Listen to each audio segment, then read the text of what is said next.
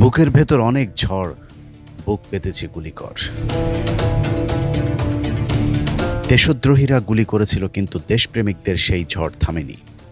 ঝড়ে লণ্ডভণ্ড হয়েছে ভয়ঙ্কর খুনি রক্তচোষা এক অহংকারী শাসকের 15 বছরের অবৈধ সাম্রাজ্য। এরপর কেটে গিয়েছে 2 বছর, কিন্তু যারা নিজেদের বুকে গুলি নিয়ে আমাদেরকে মুক্ত করে গিয়েছে তাদের বুকের সেই ঝড় কি থেমেছে? বুকে হয়তো এখনো ঝড় ওঠে, আবারও হয়তো চিৎকার করে বলতে ইচ্ছে করে, এজন্যই কি বুক পেতে দিয়েছিলাম। বুকের তাজা রক্তের দাগ এখনো শুকায়নি, তার আগেই দেশ চলে যায় আরেক রক্তচোষার হাতে। ওরা শহীদের রক্ত বেচে নিজেদের জায়গা পাকাপোক্ত করেছিল। বিপ্লবের দাফন শুরু হয়েছিল জুলাইয়ের শেষ সপ্তাহ থেকেই। পলাতক খুনির ক্ষমতা ছাড়া অবশ্যম্ভাবী হয়ে পড়লে শুরু হয় সুপরিকল্পিত এক ষড়যন্ত্র। 3রা আগস্ট রাতে চূড়ান্ত করা হয় আসিফ নজরুল হচ্ছেন তত্ত্বাবধায়ক সরকারের প্রধান। পরিস্থিতি সামাল দেয়া না গেলে যুক্ত করা হবে ডক্টর ইউনূসকে। যদিও ভাগাভাগির সেই পরিকল্পনা ইউনূসকে বাদ দিয়ে করা যায়নি। জুলাইয়ের আরও 8 মাস আগে ডক্টর মোহাম্মদ ইউনূসের নেতৃত্বে নতুন বাংলাদেশের যাত্রার সিদ্ধান্ত চূড়ান্ত করা হয়েছিল বাংলাদেশ থেকে অনেক দূরের এক শহরে। যে কারণে ডক্টর ইউনূসকে ছাড়া সরকার গঠন করা কখনোই সম্ভব হতো না। আরও পরিষ্কার করে বললে, ডক্টর ইউনূস কখনোই সেই সরকারকে বৈধতা পেতে দিত না। মাঝে একটু নাটক চলেছে, ডক্টর ইউনূস আসবেন না, তিনি ক্ষমতা চান না, ঘ্যান আরও অনেক কিছু। এসবই ছিল ইউনূস এবং কয়েকজন ছাত্র নেতার গোপনে পরিচালিত নাটকের অংশ। ডক্টর মোহাম্মদ ইউনূস যে নির্বাচন চাচ্ছিলেন না, তার প্রমাণ হলো তিনি দেশের বাইরে গিয়ে বলেছিলেন বাংলাদেশে একটি মাত্র দল নির্বাচন চায়, আর কেউ নির্বাচন চায় না। আচ্ছা, নির্বাচনের প্রতি যার এত ভালোবাসা, তিনি কি এই কথা বলতে পারেন? ইউনূসের পেছনের দরজা দিয়ে ঘরে ঢোকার এই অভ্যাস অনেক পুরাতন। 2007 সালে নাগরিক শক্তি নামে রাজনৈতিক দলের ঘোষণা দিয়েছিলেন 2 নেত্রীকে মাইনাস করে ক্ষমতায় বসার উদ্দেশ্যে, কিন্তু জনসমর্থন না পাওয়ার খালেদা জিয়া দেশ ছাড়তে রাজি না হওয়ায় সেই যাত্রায় ইউনূসের স্বাদ না মিটিল।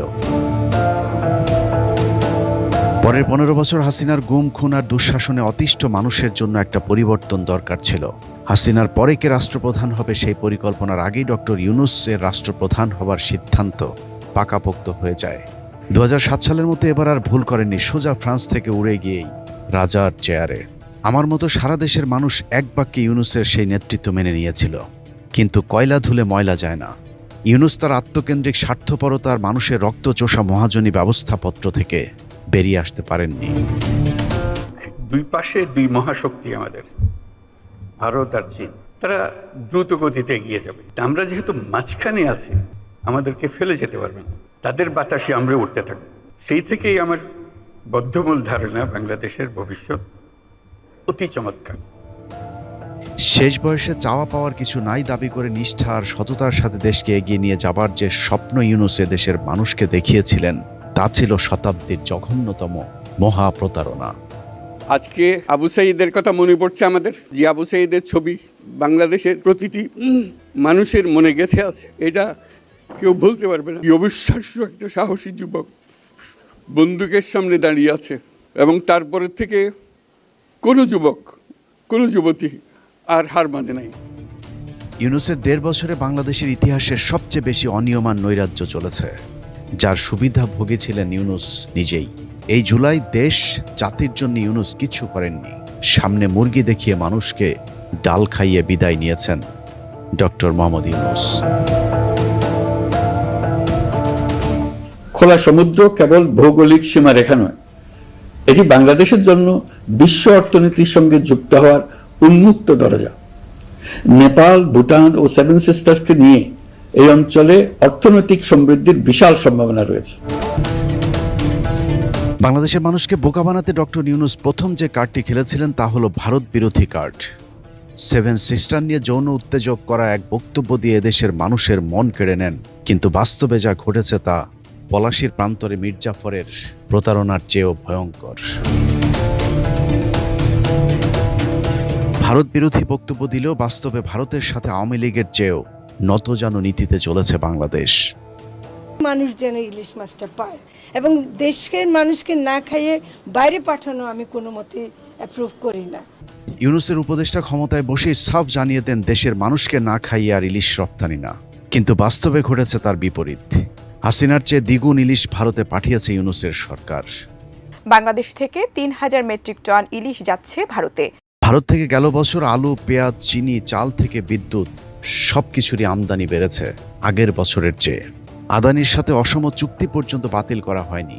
যথারীতি বাংলাদেশের ট্রানজিট এবং বন্দর ব্যবহার করেছে ভারত, অথচ নেপালের সাথে আমদানি রপ্তানিতে ভারত আমাদেরকে ট্রানজিট তো দূরের কথা, ট্রান্সশিপমেন্টের সুবিধাও দেয়নি। তারপরেও ইউনূসের পছন্দের পররাষ্ট্র উপদেষ্টা তৌহিদ ভারতের সাথে সম্পর্ক বিনির্মাণে নিজের জামা কাপড় সব খুলে দেওয়ার প্রতিশ্রুতি দিয়েছিলেন। ভারতের সাথে সম্পর্ক বিনির্মাণ করতে হবে এবং কন্টিনিউ করে যেতে হবে। ডক্টর ইউনূস সবচেয়ে বড় তেলেস্মাতি দেখিয়েছেন চীন সফর থেকে ফিরে। ধুমধাম করে সফর শেষে দেশে ফিরেই বলা হয় তিস্তা প্রকল্পের কাজ চীনকে দেওয়া হয়েছে, যার বাজেটও নাকি চূড়ান্ত করা হয়েছে 12,000 কোটি টাকা। ইউনূসের লুটপাটের ভাগিদার রেদওয়ানা সে সময় জানিয়েছিলেন 2026 সালের জানুয়ারিতে নাকি তিস্তা প্রকল্পের কাজ শুরু হবে, অথচ বাস্তবতা হলো তারেক রহমানের চীন সফরের আগে চীনের সাথে তিস্তা প্রকল্প নিয়ে কোনো আলোচনাই করেনি ইউনূস সরকার। অবশেষে আগামী বছরের জানুয়ারিতে শুরু হতে যাচ্ছে কাঙ্ক্ষিত তিস্তা মহাপরিকল্পনা প্রকল্প। এতে গুরুত্ব পাচ্ছে সেচ, ভাঙন রোধ ও বন্যা নিয়ন্ত্রণ। পানি সম্পদ উপদেষ্টা সৈয়দা রিজওয়ানা হাসান জানিয়েছেন, চীনের সহযোগিতায় 12,000 কোটি টাকার প্রকল্পটি বাস্তবায়ন হবে। সকল রাষ্ট্রীয় সরকারি আনুষ্ঠানিকতা শেষ করে 2026 সালের 1 জানুয়ারি থেকে আমরা কাজ শুরু করতে পারি। তিস্তা প্রকল্প দায়িত্ব তো চীনকে দেওয়া হয়নি, এটা ভুল ধারণা। উপরে উপরে ভারত বিরোধিতার গল্প শুনিয়ে চীন সফরে যান ইউনূস। সেখান থেকে ফিরে এসে জানান চীন বাংলাদেশকে যা চায় তাই দিতে নাকি রাজি। 6 মাসের ভেতরে 5টি হাসপাতাল তৈরির চুক্তিও নাকি চূড়ান্ত প্রায়, কিন্তু ইউনূসের সেই কিতাবের গরু গোয়ালে এখনো পর্যন্ত খুঁজে পাওয়া যায়নি।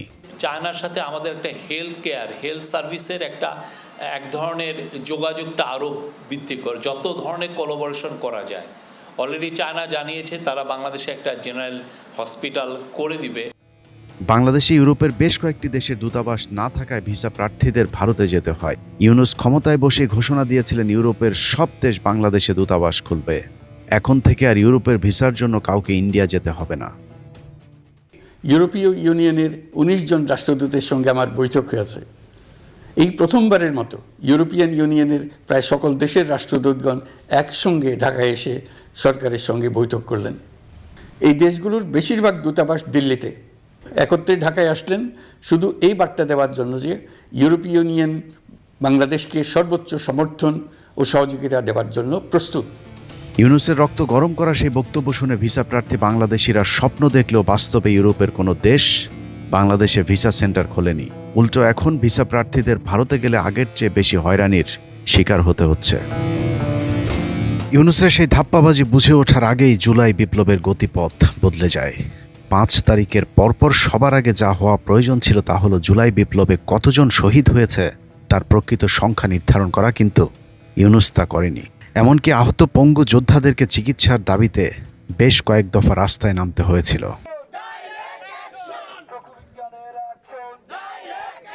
জুলাইয়ের সব স্মৃতি সংরক্ষণের উদ্দেশ্যে নির্মাণাধীন জুলাই স্মৃতি জাদুঘরটিও 1.5 বছরে উদ্বোধন করবার সময় পায়নি প্রতারক ইউনূস। যদিও জুলাই স্মৃতি ফাউন্ডেশনের নামে শত কোটি টাকার তহবিল চেটে পুটে খেয়ে গিয়েছে ইউনূস সরকার। জুলাই গণ অভ্যুত্থান জাতীয় জাদুঘর যেটা, সেই জাদুঘর খুলে দেওয়া হচ্ছে না। 5ই আগস্টের মধ্যে জুলাই জাতীয় জাদুঘর খুলে দিতে হবে, না হলে জনগণ নিজেরাই সেই জাদুঘর কিন্তু খুলে নেবে এবং নিজেরাই সেই জাদুঘরে যাওয়ার ব্যবস্থা করবে। 5 তারিখের পর সেনাপ্রধান ওয়াকারের নেতৃত্বে সেনাবাহিনীর একটি অংশ আওয়ামী লীগ নেতাদেরকে 1 বছর ধরে ক্যান্টনমেন্টে রেখে বিদেশে পালাতে সহায়তা করেন, কিন্তু ইউনূস সরকার একবারের জন্য তাদেরকে সরকারের হাতে হস্তান্তরের কোনো দাবি করেনি। বরং ইউনূস সরকারের উপদেষ্টারা ভাগাভাগির মাধ্যমে তাদেরকে ভারতে পালিয়ে যেতে সহযোগিতা করেছেন। পলাতক আওয়ামী লীগ নেতাদের রেখে যাওয়া হাজার হাজার কোটি টাকার অবৈধ সম্পত্তি বাজেয়াপ্ত করে রাষ্ট্রীয় কোষাগারে জমা হবার কথা, কিন্তু তা না করে দীর্ঘ সময় ধরে বিভিন্ন রাজনৈতিক দলকে লুটপাট করার সুযোগ করে দিয়েছে ডক্টর ইউনূস।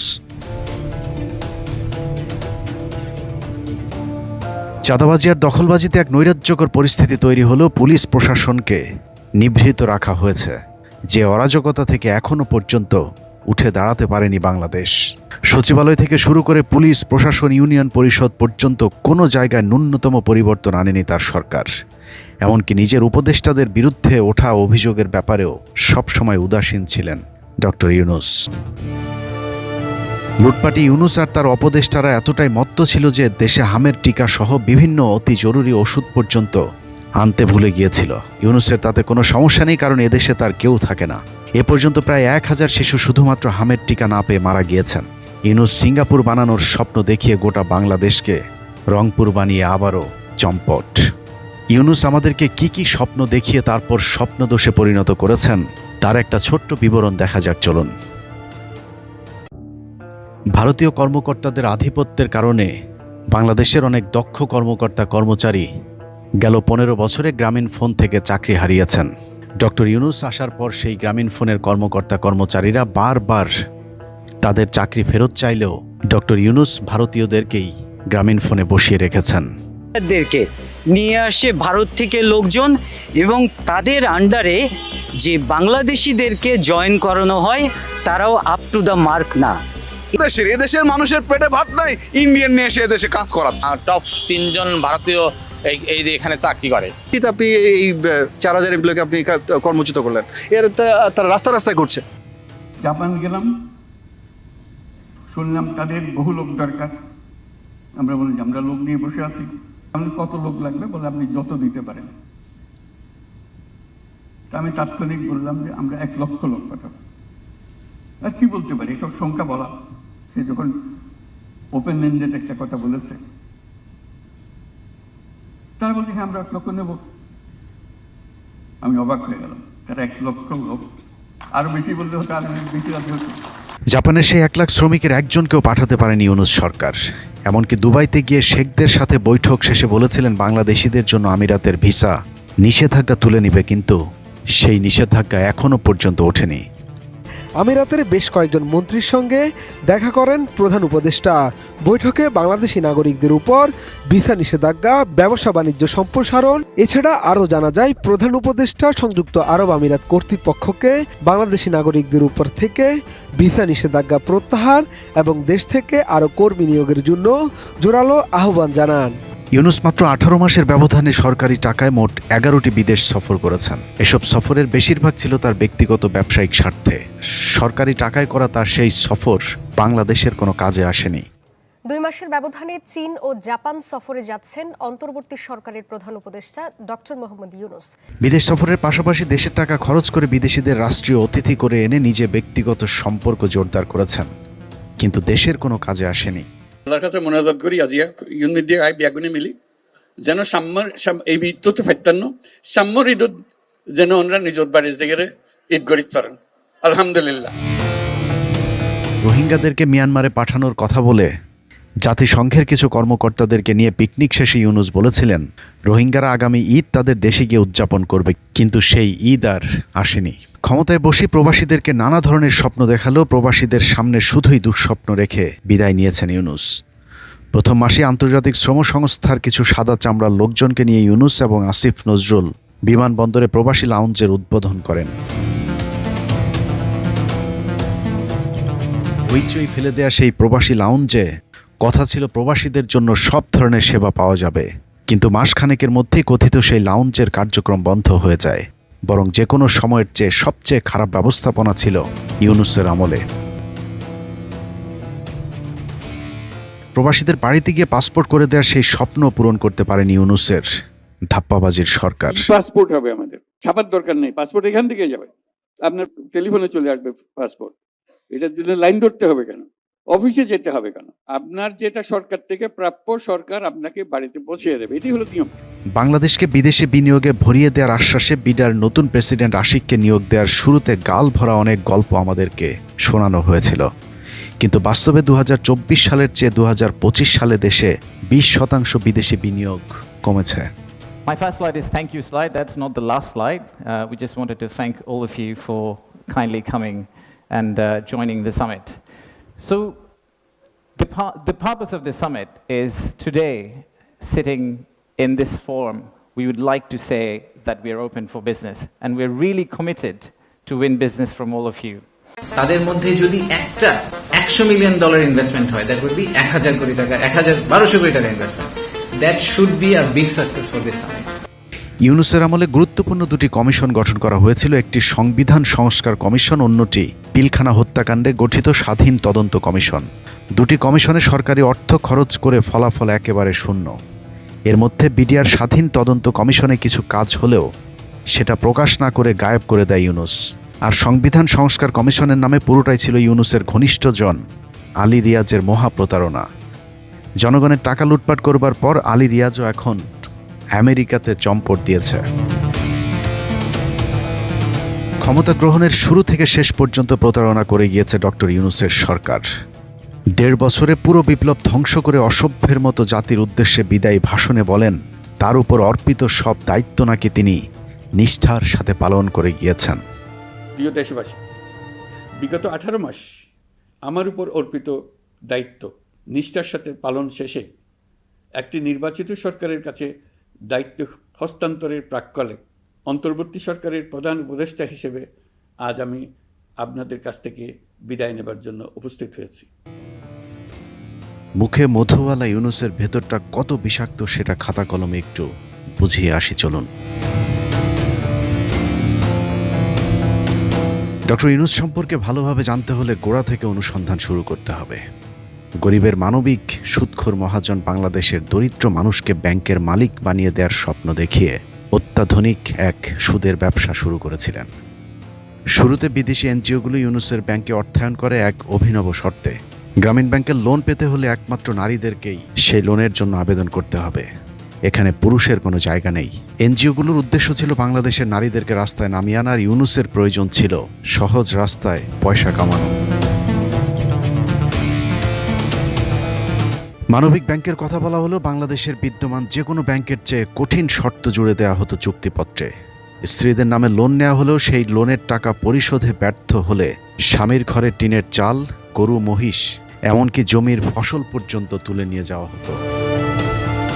মহাজন ইউনূসের ঋণের চাপে পিষ্ট হয়ে সারা দেশে অন্তত 450 মানুষ আত্মহত্যা করে, যাদের সবাই নারীদের নামে এসব ঋণ দেয়া হলেও আত্মহত্যা করা এসব মানুষগুলো সকলেই পুরুষ। গ্রামীণ ব্যাংকের ঋণের টাকা শোধ করতে না পেরে গৃহবধূর আত্মহত্যার ঘটনা আজও মানুষের মুখে মুখে। সেই সাথে ব্যাংকের কর্মকর্তা কর্মচারীদের সাথে পরকীয়ায় জড়িয়ে সংসার ভেঙেছে অনেক অসহায় গরিব মানুষের। বিদেশিদের কুপরামর্শে ইউনূসের নিষ্ঠুর এই ব্যাংকের যাত্রা শুরু হয়েছিল 1983 সালে। তবে বিদেশিদের এই কুমতলব যেন প্রকাশ না পায় সে কারণে শুরুতে মাত্র 3 কোটি টাকা নিয়ে ইউনূস তার সুদের ব্যবসা শুরু করে।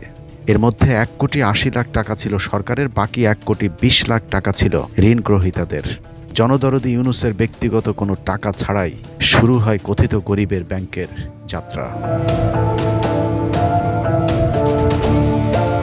এরপর দৃশ্যপটে আসে দাতা সংস্থাগুলো। তারপর থেকেই শুরু হয় ডক্টর ইউনূসের 2 নম্বরই। যেহেতু সরকারি অধ্যাদেশের মাধ্যমেই গ্রামীণ ব্যাংক নামক প্রতিষ্ঠানটির জন্ম হয়েছে, সে কারণে দাতা সংস্থাগুলোর অনুদানের অর্থ যদি প্রতিষ্ঠানের নামে আসে তাহলে ইউনূসের সব অর্থ আত্মসাৎ করার সুযোগ থাকত না, কারণ লভ্যাংশ সরকার এবং ঋণ গ্রহীতাদের মাঝে ভাগাভাগি করতে হতো।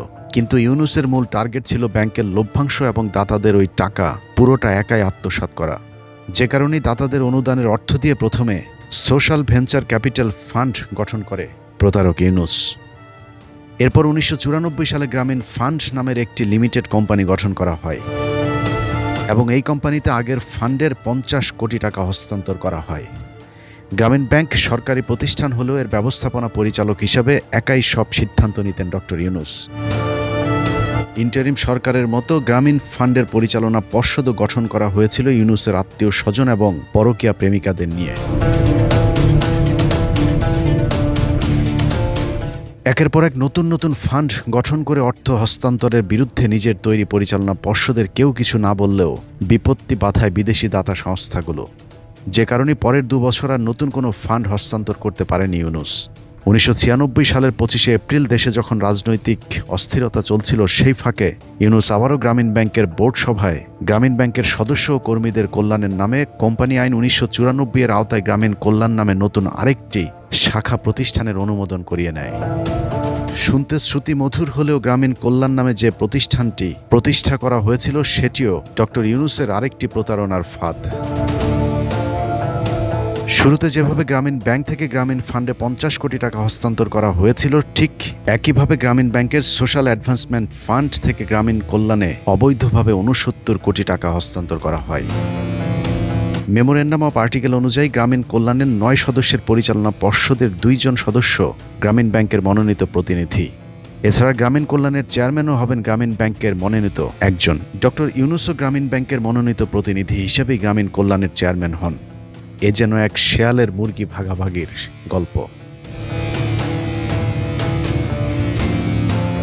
ততদিনে দাতা সংস্থাগুলোর আসল উদ্দেশ্য পূরণ হতে শুরু করেছে। নারীরা এখন ঘর থেকে বেরিয়ে কিস্তি দেয়া নেয়ার নামে মন দেয়া নেয়াও শুরু করেছে, যে কারণে তাদের টাকা কোথা থেকে কোথায় হস্তান্তর হচ্ছে তা নিয়ে তাদের আর তেমন মাথা ব্যথা নেই। যে কারণে ডক্টর ইউনূস গ্রামীণ কল্যাণের একক মালিকানা উপভোগ করতে থাকেন। এই গ্রামীণ কল্যাণের মাধ্যমেই তিনি গড়ে তোলেন একের পর এক মোট 13টি প্রতিষ্ঠান।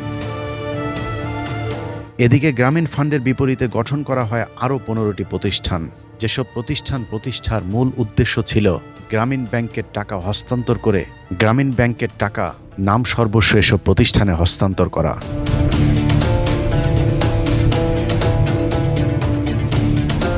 এসব নাম সর্বস্ব প্রতিষ্ঠানগুলোর মাধ্যমে বাংলাদেশের মানুষের কোনো উপকার না হলেও কপাল খুলে যায় ইউনূসের। গ্রামীণ ব্যাংকের নামে আসা বিদেশিদের অর্থ আর ঋণ গ্রহীতাদের রক্তচোষা সুদের টাকা এসব প্রতিষ্ঠানের নামে হস্তান্তর করতে শুরু করে ইউনূস। গ্রামীণ ব্যাংক থেকে ফান্ড সরানোর পর ইউনূস মূল প্রতিষ্ঠান গ্রামীণ ব্যাংকে ছুড়ে ফেলেন। আগেই বলেছে, গ্রামীণ ব্যাংক যেহেতু সরকারি অধ্যাদেশের মাধ্যমে প্রতিষ্ঠিত হয়েছিল, সে কারণে গ্রামীণ ব্যাংকের সাথে থাকলে সরকারি এসব নিয়মনীতি মেনে চলতে হতো। যে কারণে ইউনূস গ্রামীণ ব্যাংকের অর্থ সরিয়ে নিয়ে গ্রামীণ ফান্ড এবং গ্রামীণ কল্যাণ নামে দুটি প্রতিষ্ঠানের স্বৈরতন্ত্র প্রতিষ্ঠা করেন।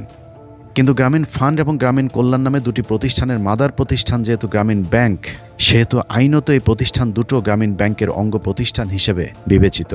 অতএব দেশের বিদ্যমান আইন অনুযায়ী প্রতিষ্ঠানগুলো চলতে বাধ্য ছিল। কিন্তু ডক্টর ইউনূস নিজেকে আইনের ঊর্ধ্বে ভাবতে শুরু করেন। ঠিক তখনই খেলাটা শুরু হয়।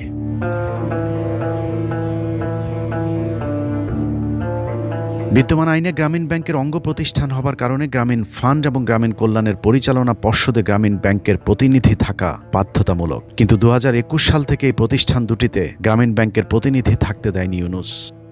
গ্রামীণ ব্যাংকের পরিচালনা পর্ষদের সিদ্ধান্ত অনুযায়ী এই দুটি প্রতিষ্ঠানের চেয়ারম্যান হবেন গ্রামীণ ব্যাংকের মনোনীত ব্যক্তি। কিন্তু ডক্টর ইউনূস জোরপূর্বক গ্রামীণ কল্যাণ এবং গ্রামীণ ফান্ডের চেয়ারম্যানের পদ ছাড়তে অস্বীকৃতি জানান। এরপরেই শুরু হয় ডক্টর ইউনূস এবং সরকারের সাথে দ্বন্দ্ব। হাসিনার সাথে এই দ্বন্দ্ব হয়তো এত প্রকট হতো না যদি না ডক্টর ইউনূস 111-এর সময় -2 ফর্মুলায় যুক্ত হতেন। তবে দুই শয়তানের যুদ্ধটা যথেষ্ট উপভোগ্য ছিল বাংলাদেশের মানুষের জন্য। প্রতিহিংসা নেয় ডক্টর ইউনূস এবং এমডি পদের জন্য পদ্মা সেতুর মতো সেতুর টাকা বন্ধ করেছে, তাকেও আবার পদ্মা নদীতে দিয়ে 2টা চুবনি দিয়ে উঠাই নেওয়া উচিত, মরে যাতে না যায়। একটু পদ্মা নদীতে চুবনি দিয়ে সেতুতে তুলে দেওয়া উচিত, তাহলে যদি এদের শিক্ষা হয়।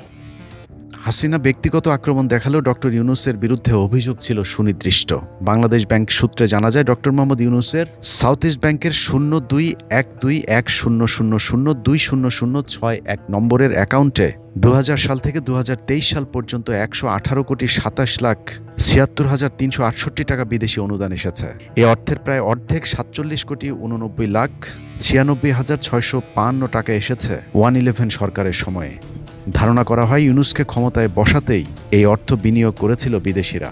তবে ক্ষমতায় বসতে না পারলেও 2005-06 ট্যাক্স ইয়ার থেকে শুরু করে 2022-23 ট্যাক্স ইয়ার পর্যন্ত সেই টাকা থেকে সরকারকে কর ফাঁকি দেওয়ার লক্ষ্যে তিনি 18,94,34,835 টাকার তথ্য গোপন করেছেন।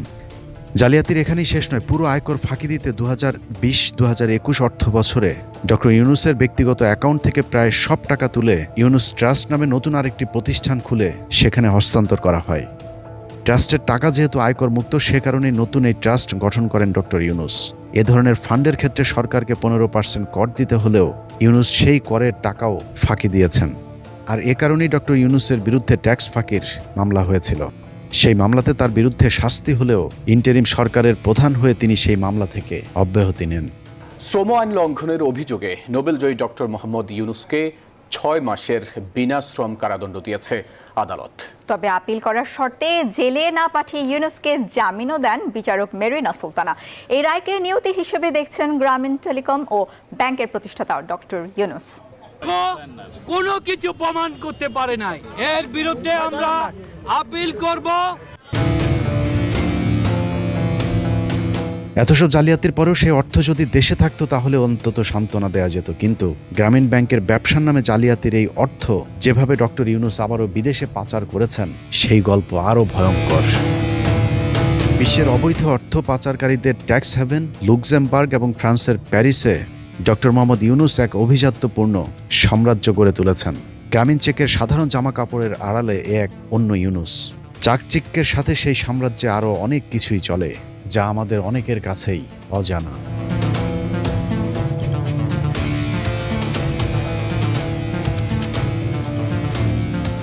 2008 সালে কর ফাঁকি দেওয়ার লক্ষ্যে বিতর্কিত লুক্সেমবার্গে নিবন্ধিত হয় গ্রামীণ ক্রেডিট এগ্রিকাল মাইক্রো ফাইন্যান্স ফাউন্ডেশন। এই ফাউন্ডেশনের প্রাথমিক মূলধন ছিল 5 কোটি ইউরো, বাংলাদেশি মুদ্রায় যার মূল্য 650 কোটি টাকার কাছাকাছি। বিস্ময়ের ব্যাপার হলো এই বিশাল তহবিলে ডক্টর ইউনুসের প্রতিষ্ঠান গ্রামীণ ট্রাস্টের বিনিয়োগ মাত্র 1000 ইউরো, অথচ এই প্রতিষ্ঠানের প্রধান কর্তা ব্যক্তি ডক্টর ইউনুস। এখন প্রশ্ন হলো, মাত্র 1000 ইউরো বিনিয়োগে কারা তাকে এত বড় প্রতিষ্ঠানের দায়িত্ব দিল, আর বাকি টাকাই বা কোত্থেকে এলো?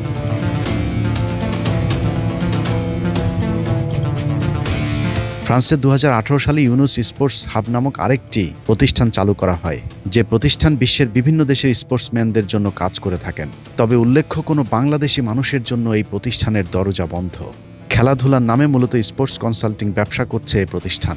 ইউনুস স্পোর্টস হাব কোনো দাতব্য বা অলাভজনক সংস্থা নয়, বরং ফ্রান্সের আইনে এটি একটি এসএস বা বাণিজ্যিক প্রতিষ্ঠান, যার 52% শেয়ারের মালিক দেখানো হয়েছে মিরপুরে অবস্থিত ইউনুস সেন্টারকে। তার মানে ইউনুস সেন্টার সেখানে বিনিয়োগ করেছে, কিন্তু বাংলাদেশের আইন অনুযায়ী দেশ থেকে বিদেশে পুঁজি বিনিয়োগ কঠোরভাবে নিয়ন্ত্রিত এবং একটি বাংলাদেশি অলাভজনক ট্রাস্ট ফ্রান্সের বাণিজ্যিক কোম্পানির মালিকানা হওয়া পুরোপুরি সাংঘর্ষিক।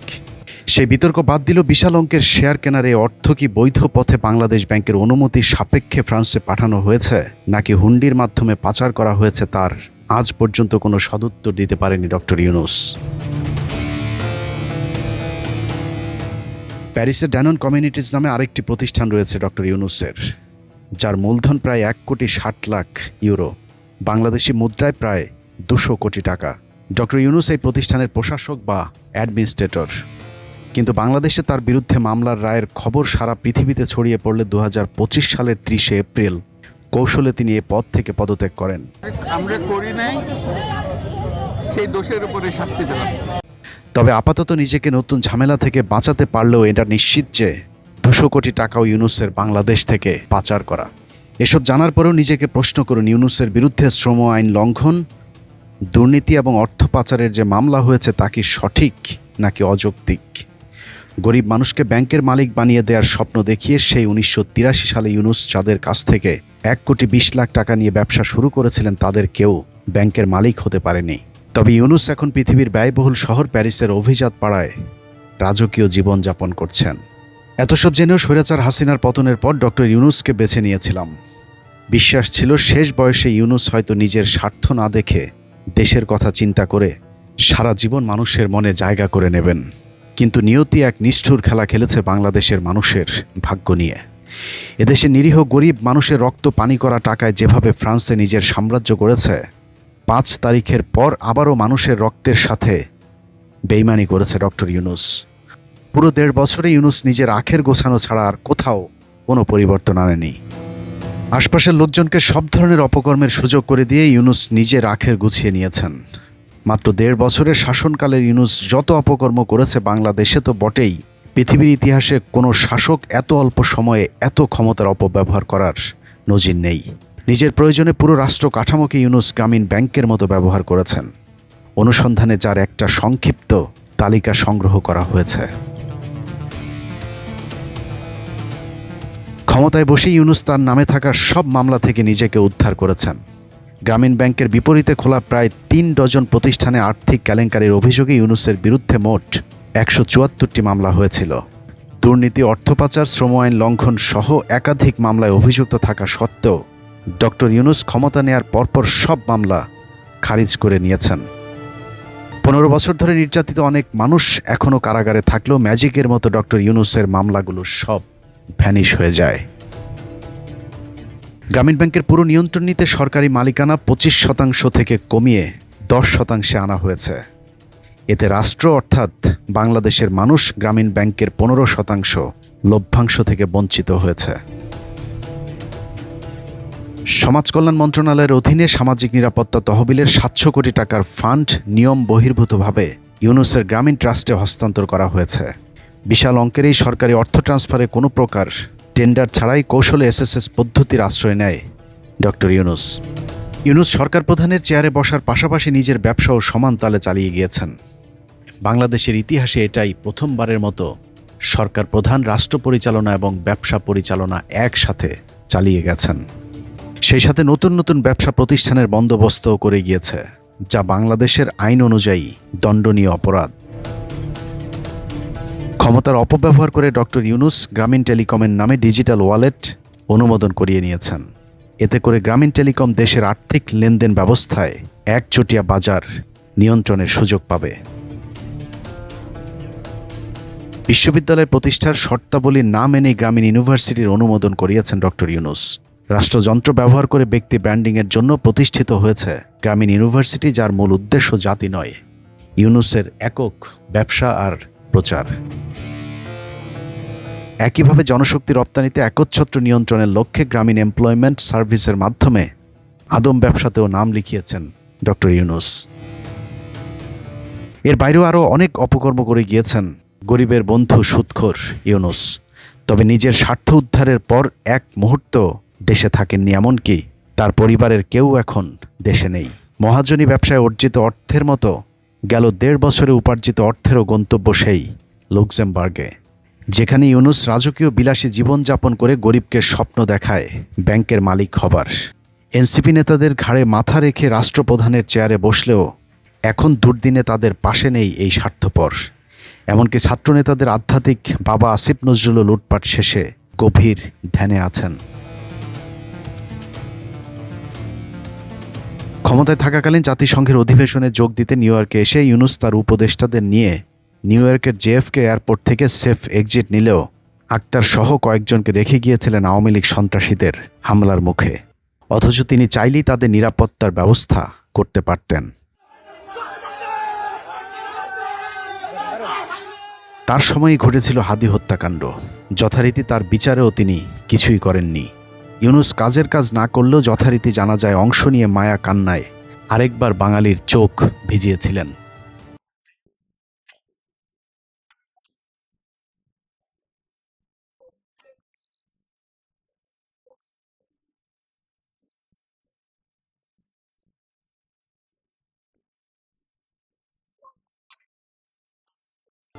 ইউনূসের মতো একঝাঁক লুটেরাদের হাতে 1.5 বছর ধরে লুট হয়েছে রক্তের দামে কেনা 24-এর মহান বিপ্লব। 5ই আগস্ট বিপ্লবীদের জন্য অপ্রাপ্তি, হতাশার দীর্ঘশ্বাস হয়ে ইতিহাসে সংরক্ষিত হবে। যদিও ইউনূস গংদের জন্যে এ বিপ্লব ছিল আশীর্বাদ, তবে ইতিহাসের এই দিন পর্যন্ত 24-এর গাদ্দাররা সুবিধাজনক অবস্থায় থাকলেও ইতিহাস কাউকে ক্ষমা করবে না। আল্লাহ হাফেজ।